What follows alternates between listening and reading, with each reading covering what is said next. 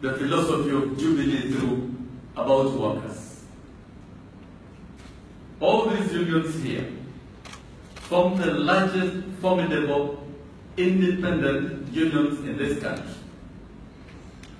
with the membership numbering 500,000.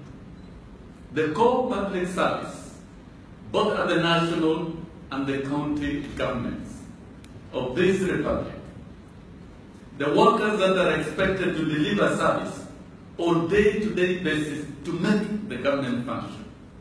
And if you are the leader of such a government, then you must respect these workers. Our desire has been to be respected and recognized within our own rights as labor movement, but that has been missing. The summary of it all, from 2013, the teacher leaders were arrested and locked in, not because we were criminals, but we were standing up for the rights of workers. The strikes of teachers of 2013 were criminalized.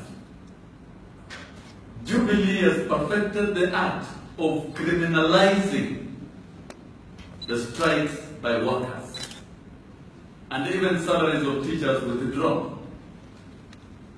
The rest is history. 2015, teachers were dragged through the courts in this country, and even an award that was legitimately awarded by the Employment and Labor Relations Court was taken away through dubious rules. The doctors were out for 100 days. We need our doctors, we respect our doctors, but the activities were criminalized and doctors jailed, the leaders of doctors jailed. It is possible that true criminals in this country cannot be jailed, but workers of leaders are criminalized and jailed. I don't think that is the correct philosophy that we need to have with any government.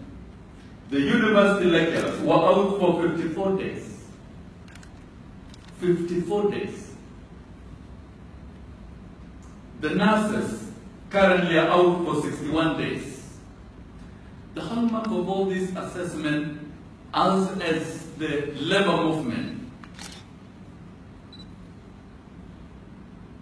makes us to make a